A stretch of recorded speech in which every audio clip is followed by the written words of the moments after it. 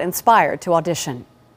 The performers and the horses are front and center, of course, but it's time to meet some of the artists of Odysseo who aren't always in the spotlight, the musicians. I really create the color of the show with the music. Michel Cusson is the man behind the music of Cavalia. He says he's inspired most by the horses, and what he writes gives them a voice.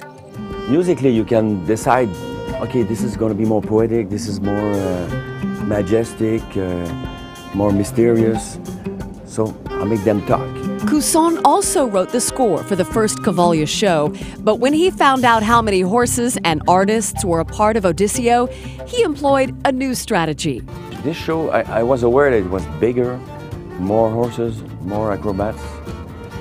So I went the opposite. I said, I'm going to make my music more minimalist, more intimate. The band is made up of a guitar player, a violin player, a woodwind player, a singer, a drummer, and the band leader, who also plays bass.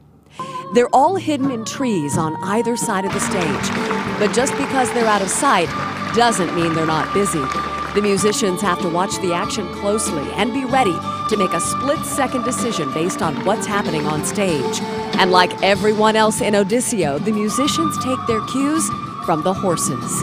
They're working hard. They don't stop 1 second, you know. They're really like going like 200 miles an hour. You know? Cusson has worked on many shows and movies, but he says it's this production that takes him back to the basic human need to connect with nature. This is like pure emotion, like basic emotion, like friendship with an animal. And I think it works, you know, it works. Cusson actually played guitar for some of the early performances of Odysseo in Montreal, but has now handed off that job to another musician.